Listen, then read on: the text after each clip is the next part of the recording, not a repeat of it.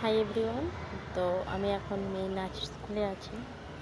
তো অনেক দিন ধরেই ফেসবুকে একটা হচ্ছে দেখছি, পায়ে হেঁটে ভাতারতলার খেরুয়া গ্রাম থেকে কেউ যাচ্ছে কেদারনাথ। তো সেটা কীভাবে পসিবল, মোটামুটি 4-5 বছর লাগবে যেতে।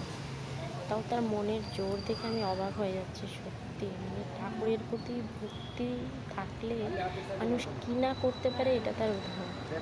তো আমি বলবো, যাদেরই রাস্তায় দেখা হবে সবাই সবার মতো সাহায্য করো, কারণ এটা সত্যি অসম্ভব।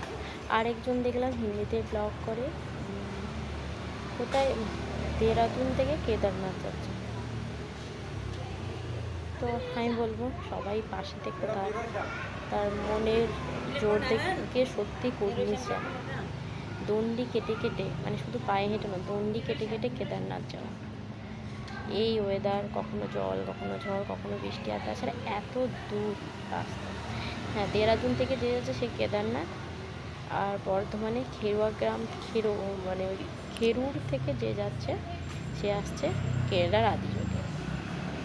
তো সত্যি তাদের সাহসকে আমি কুর্নিশ জানাই, তাদের মহাদেব ভক্তিকে আমি কুর্নিশ জানাই।